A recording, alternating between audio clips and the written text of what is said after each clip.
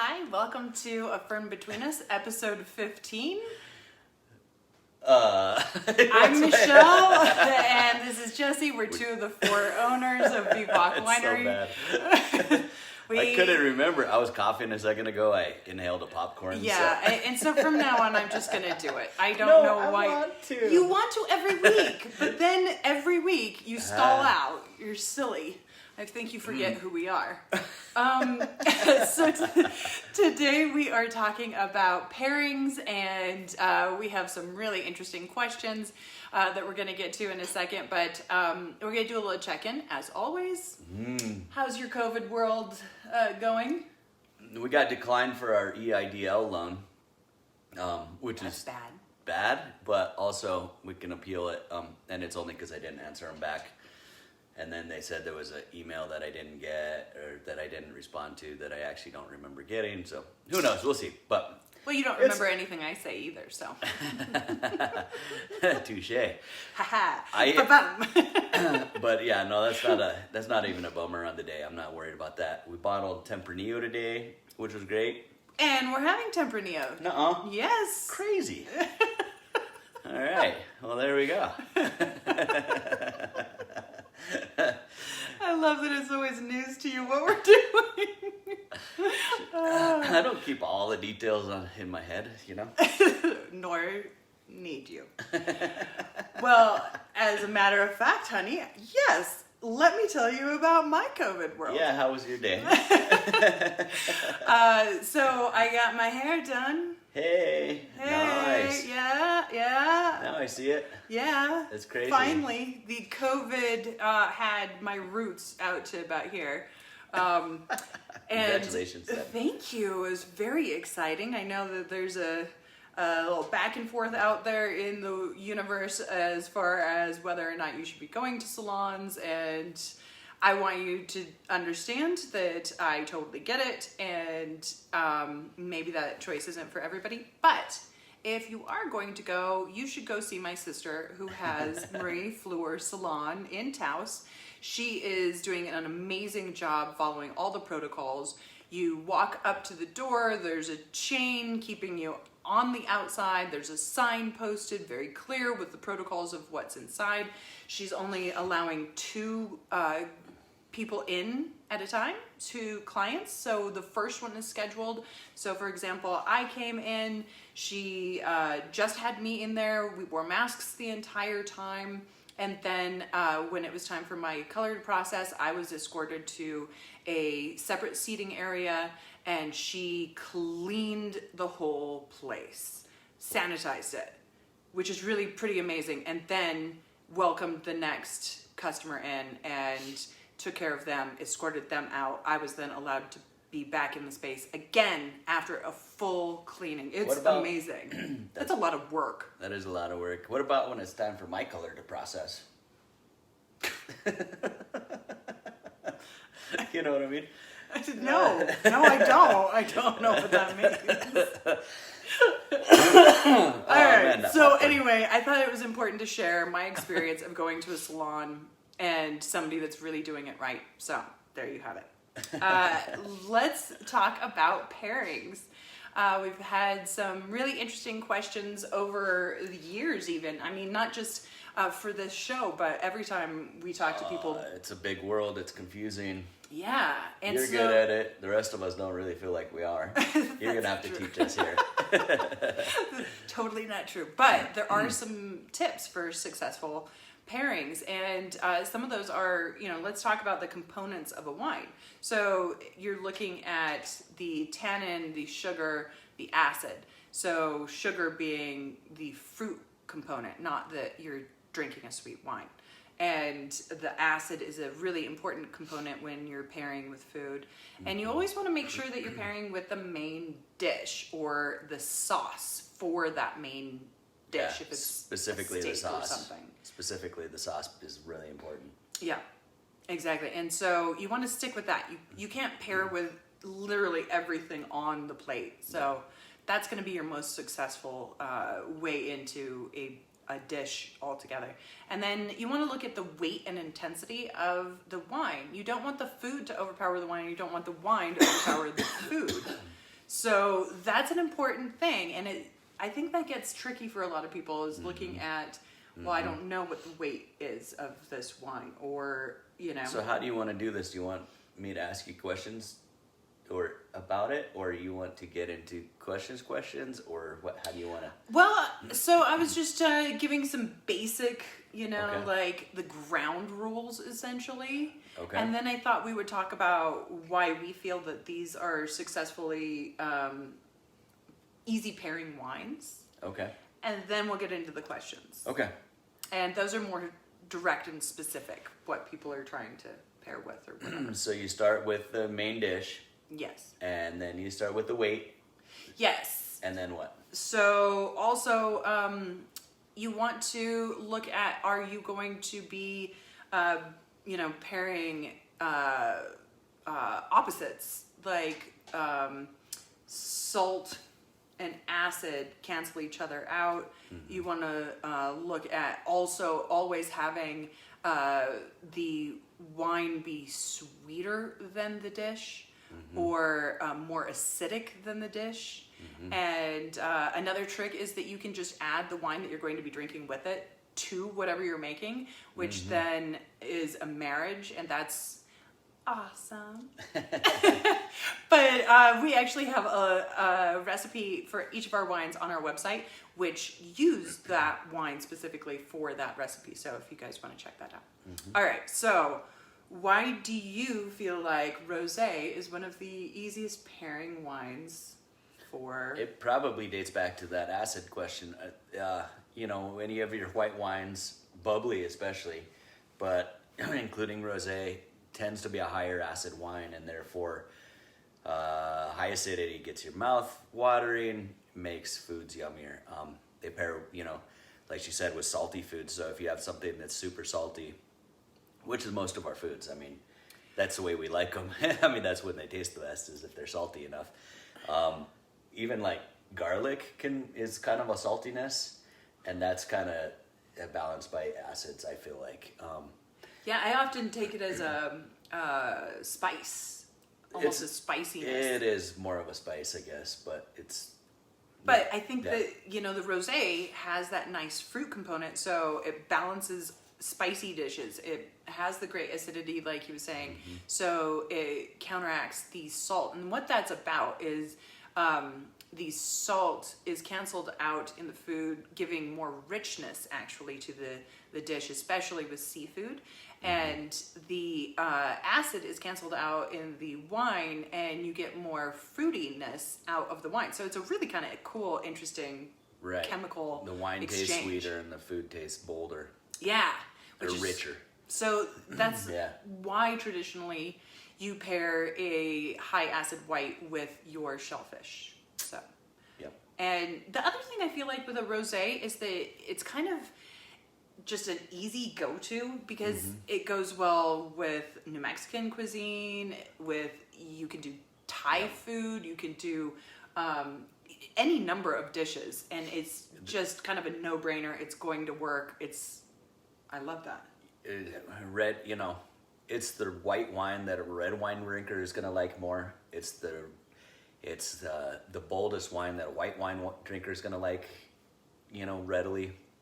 It's kind of a good all around, unless you got a mental block and you're like, nah, you know, but rosé is for girls or something, which is totally not true. The manliest dudes are the ones drinking rosé, so. All right. All right, so Tempranillo. So this is one of the, customer favorites, people that love Vivac. We go through so much Tempranillo. Which is why they have a new vintage being bottled. This is the current vintage that is for sale. We don't usually do this, but on some of our bigger lots we do. This is actually a second bottling of this 2018. So we got down to our first, getting low on our first bottling of 2018. So we just bottled our second bottling. That the second part has been in barrel for, another 8 or 9 months. Now, why didn't you bottle all of it at the same time? We probably didn't have enough money. I'm not sure. Probably didn't have enough money for the bottles and the corks the first time around. And maybe we were bottling this first round earlier than Chris and I would have liked to have been bottling it. So this second half will have had a little more time on oak, or a decent amount more time on oak, but they were all in old barrels, so it shouldn't be too oaky, but a little more concentrated. And I can't wait to taste it. yeah, I mean it's this, but even better. Wow. We don't like to do that because we like one vintage to be a homogeneous, one-time thing, but occasionally we get caught doing that. But yeah, we're not bottling the 2019 yet. Gotcha. Yeah. Well, I thought that was like pretty soon, but I was like, well, we'll just roll with that one. Right. So, Tempranillo, great grape. It's the major grape of Rioja, Spain, used all over the world, really grows beautifully here. And I feel like is one of those red wines that's not too heavy and it's not too light. It's just perfect. Yeah. And that's it's right in the middle. It does so good here in New Mexico. We have, it's got lots of fruit, got lots of tannins, got lots of, real good bodied wine. We always age ours on French oak, even though the Riojas are mostly aged on American oak, which is kind of a trip. Yeah. But for them, stylistically, I agree with that decision. But for the Tempranillo that we grow here, I agree with us. I do too. I think that there is some lovely elements of smoke. Seems like always there's a little bit of that from the oak.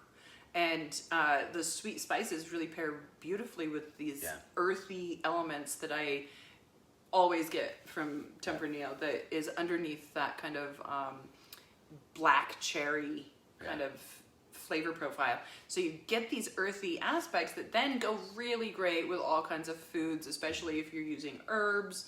It also carries really well, again, with New Mexican cuisine. And because it's not too heavy and it's not too light, it can go with most of your foods. Yeah. So this is another one where you can just grab it and you can feel pretty confident that it's going to be a successful pairing. Yeah. So and that actually goes for, I think, most of the New Mexico wineries are producing a Tempranillo at this point, and I could speak highly about a lot of them. So that's a good. I agree. If we have a state grape, I consider it to be this. Do you? I do. Oh. Yeah. I mean, time will tell. Yeah. We're still a young industry. 1980s is like when the current oldest people, the current oldest wineries started, and but we're 390 years at this point, statewide, which is the oldest in the Americas by far. But we haven't been in constant production, I guess, or we have, but it's been spotty. It's gone like this, like big time. So, as the president of the New Mexico Wine Association, yes, are you submitting Tempranillo as the state grape? I'm not yet, but we have considered having a state grape at some point. I believe this one to be the highest, the most likely one at this point, but we'll see. Or maybe we'll start it for our 400-year anniversary in 2029. We can. Yeah, that's when we'll announce. That's All right, Chris Goblet, executive director. This is a message. Right. Yeah, we want to throw one of the world's biggest parties on 2029. Although, with new COVID restrictions, maybe it'll be a 6-person party. Well, maybe in 9 years, right? It's 9 years. 9 years from now. We can actually be allowed groups again, and then it really will be the biggest 10, party. Maybe even. Or right? For 12. I saw in Czech Republic they've lifted restrictions. They feel that they're safe. They really shut down immensely over there. I don't know if any of you were following what happened in Czech Republic, but our dear friend Luboš is living over there, and we had a wonderful time over there when last spring. Mm-hmm. So tends to be of interest. Anyway, the point being, they had 1,000-person dinner that went up over the bridge, seated, spaced. No. And in Prague. Wow. The photos look amazing. Wow. Yeah. 1,000-person dinner. Yeah, so they consider themselves to be clear of COVID, no new cases. No way. Yeah, and so they Good for them. They did a distanced but contiguous. Contiguous. Yeah, it's quite amazing. Anyway, all right. So let's jump into questions. First one is, what happens if the pairing isn't a good one? Why is this important? I think that's a great question. Why does anybody care? I can answer this one, so I will. Yes, do. If you want.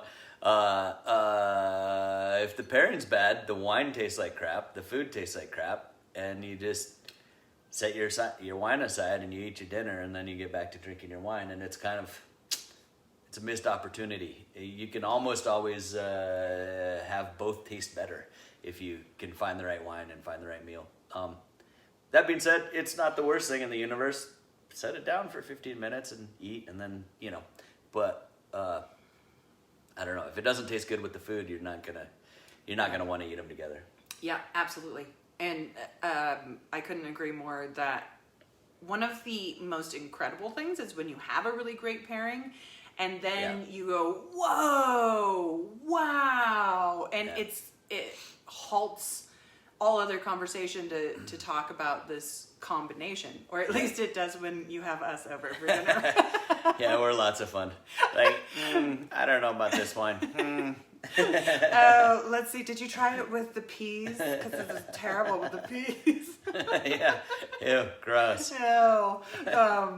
Anyway, yeah. So there is the idea that if you really truly love a wine and you just really want a glass of that wine with your dinner, it doesn't matter. Enjoy yourself. Drink wine. Eat good food. Have a good time. But if you want to have one of those kind of ethereal experiences, a good wine pairing can kind of do that, Yep, for sure. All right. Next is, what would you pair with apple pie, blueberry pie, and tiramisu? I'll leave that one to you. You don't have any say? Well, like I said, you're our in-house expert pairer. I think it depends on how sweet the pie is. Mm-hmm. If it's more of, mixing different types of apple, and then you maybe include some nuts, maybe you include some,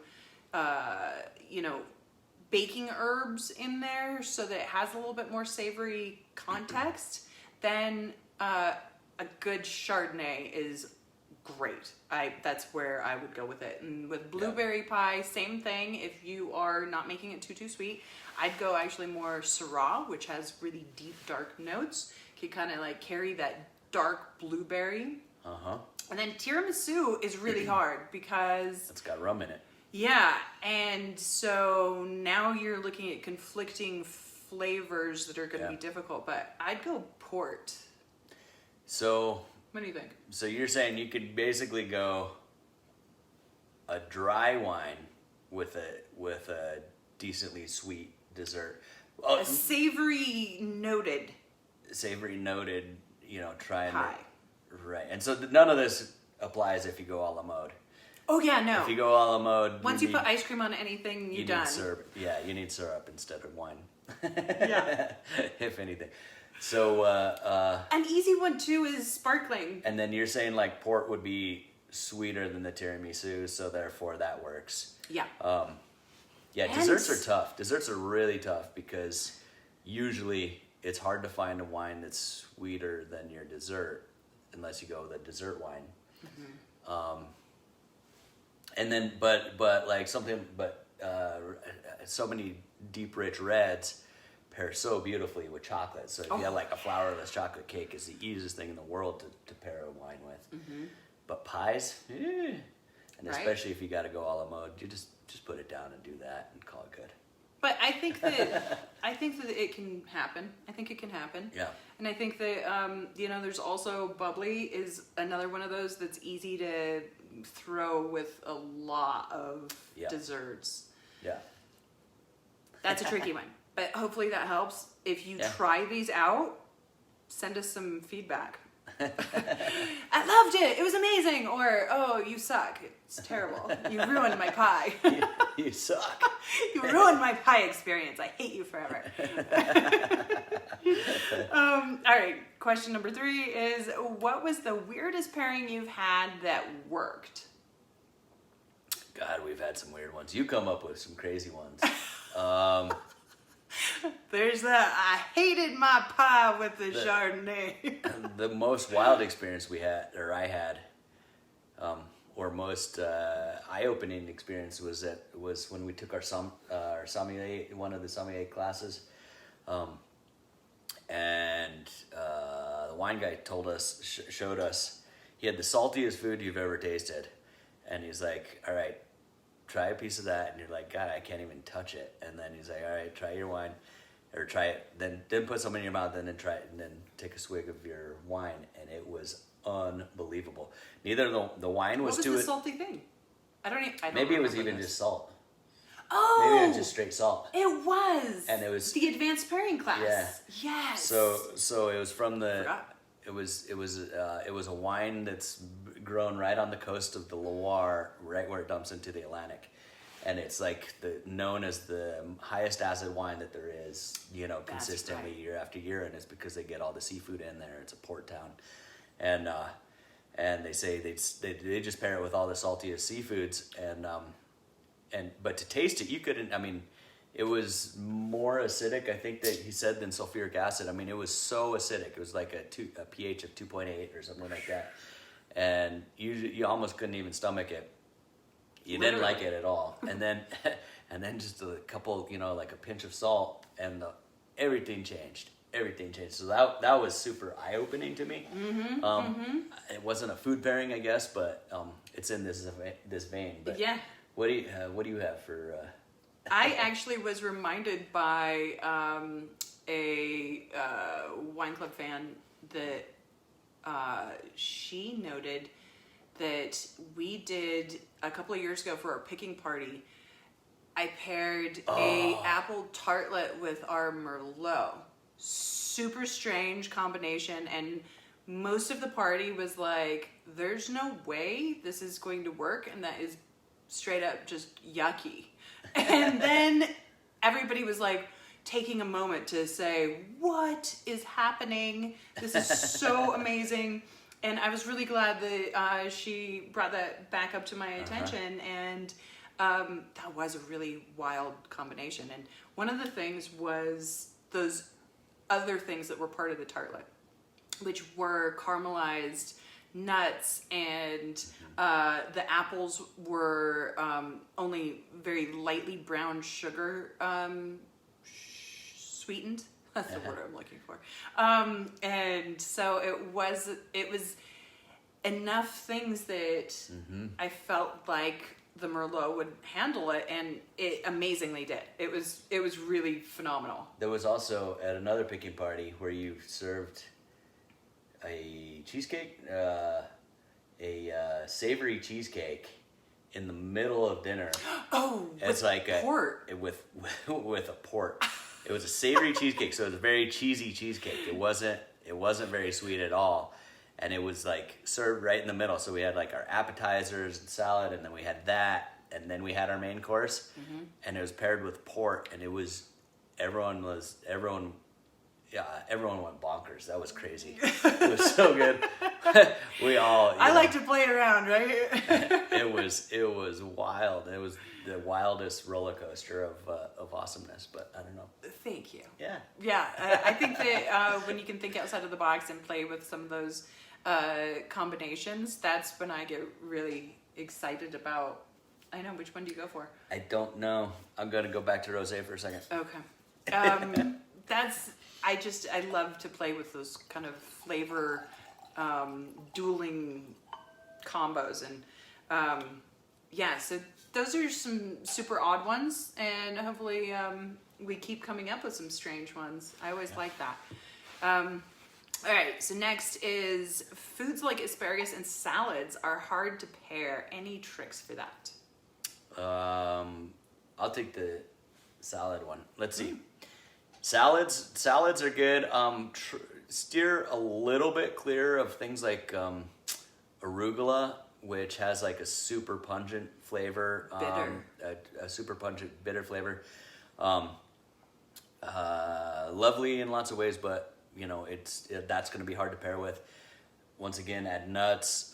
Hopefully some feta cheese or some kind of cheesy something to add a little like Salty cheese. yeah, something to add some salt, and some oiliness, and then dried fruit, and then our refosco goes great with something like that.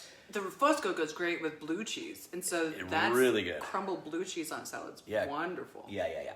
Crumbled blue cheese really does wonders for it. If it's just salad and then a vinaigrette, like that's tough. Vinegar is not wine's friend. Vinegar is not wine's friend. Vinegar is the opposite. Vinegar is what wine turns into if it went wrong. Except for vinegar is great in all kinds of ways, but it's hard to pair wine with it at that point. Yeah, absolutely. All right, and what about asparagus? So, one of the things... And do you want to throw artichokes in that same question? Yes. No? Okay. Yeah, totally. Artichokes are notoriously difficult as well, but I think a lot of times, if you're ever using something that's been jarred, canned, so that it's pickled, just forget it. Yeah. Just leave that out of the mix altogether. If it's actually fresh from your farmer's market or something like that, it's going to work better with a wine than something pickled. So actually fresh artichokes that you steam, put a lot of herbs in that water. I use a lot of herbs when I'm making artichokes, and then I generally pair it with more of an herbaceous white wine. Think Marlborough, Sauvignon Blanc. Sauvignon Blanc or something. Something like that, yeah. Or New Zealand, which means New Zealand. Yeah, or a Chablis France Chardonnay. Again, of course, Rosé, or easy. Or a French Sauvignon Blanc as well. Those are nice and grassy. Absolutely. Yeah. And so, I'm by herbs, I'm talking about a bay leaf and mint and rosemary and anise is often a great one that I'll throw into anything that I'm steaming. What about the asparagus? Asparagus. Okay, so really, I'm sorry again for the vegetarians, but it's bacon. You gotta put some bacon on it, and then if you can, maybe create some kind of sauce so that the bacon sticks to it. Then it magically transforms. So again, that idea that you're pairing with a sauce, there you go. There's another one. So you're talking about like a hollandaise sauce kind of thing, or or a béarnaise. Béarnaise, yeah, that's what I meant. Yeah, or you could do a brown sauce, especially if you're already cooking a meat dish, and you can use some of those basting flavors, and then sprinkle bacon over the top. Yum! I'm hungry. A little bit of garlic will help. Oh, garlic is a great one. Yes. So you don't want to overdo garlic because one, you're going to stink, and two, it's going to overpower a dish. But a little bit of garlic goes a long way. Salt and pepper. Those are your friends. You really want salt and pepper because that's phenomenal with wine no matter what. So thank you for remembering that. Yeah. All right, so now is question 5, our final question for this evening, and it's a weird one. Oh, shit. Yeah. Oh, darn, crappers. Yeah, that was weird.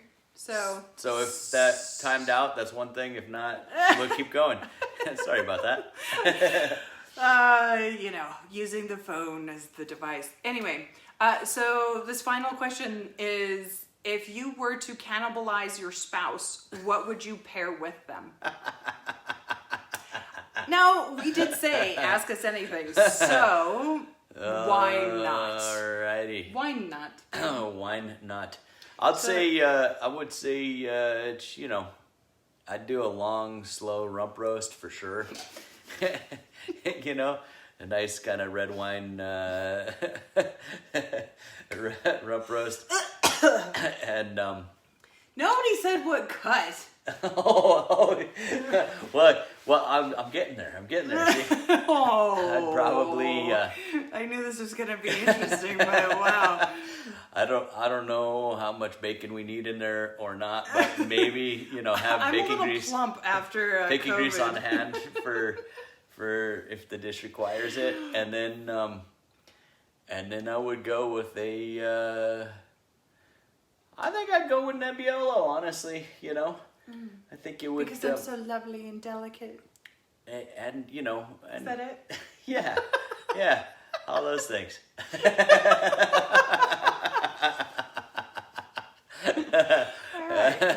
So Okay. where were you going with this one? Yeah, so I'm not as knowledgeable about cuts of meat. I'm not a hunter. I don't know what I'm talking about, but it seems to me like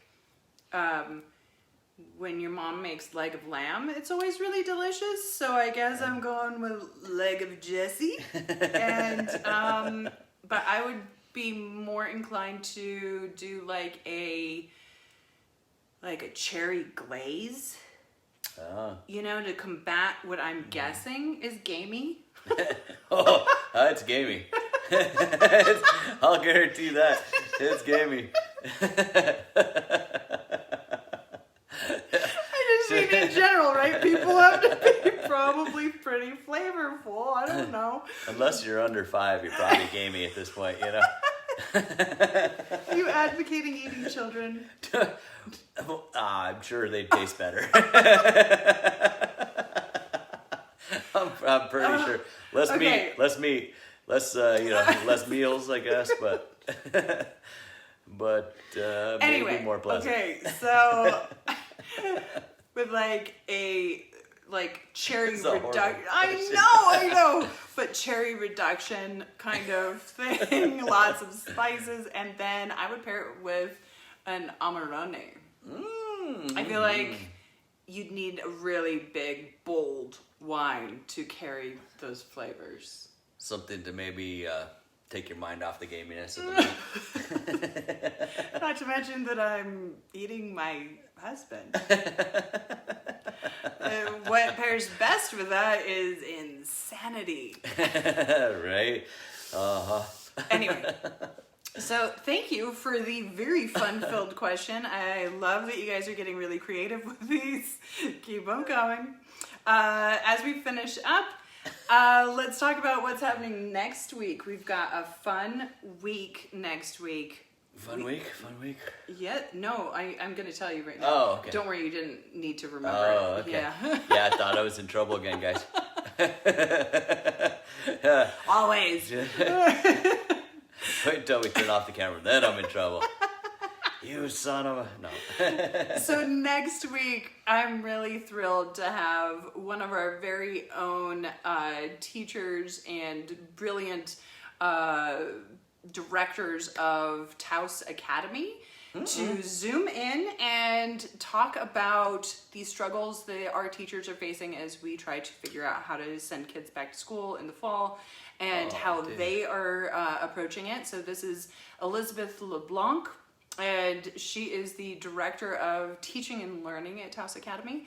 And it's going to be really fantastic to get some of your questions, because we all have them. We're concerned about sending our kids back to school. Are we sending them back to school? How are you going to do some at home and some not? And how are you going to work? Yeah. It's pretty much a nightmare, and it's a nightmare for our teachers. So write in your questions that you have for her. And it's going to be super fun.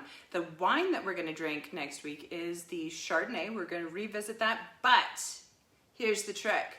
We are going to just have the one wine, and we're going to taste it out of different glasses and do the Riedel test. There we go. Right? Awesome. Yes. So just like our teachers are having to figure out a whole new world with teaching in a lot of different ways, we're going to try the Chardonnay in a lot of different ways. And you might not think that it makes a difference, but the glass really does. So You can join us at home for something like that. You can join us at home with any bottle of wine you've got and just get out several different kinds of glasses. get a water glass, get your stupid short wine glass, get your fanciest wine glass, get one other one, whatever, a champagne flute, I don't know, whatever you've got, and taste them out of, as long as they're different shapes, different thicknesses of glass, and we'll tell you all about them. Yeah, it's going to be super fun. So we will see you next week. Did you have any last minute tips, trivia? tricks? Trivia. Tips and tricks. We are running a little late, so quick. I think we told them like a lot of wine information. Right? It's all kind of tips. I mean, I could give you life tips, but like, who am I to say? Drink more wine. What's right or wrong to be or do or act like? I like it. All right. Thank you so much for joining us tonight, you guys. We'll see you next week. Cheers. You guys have a good one.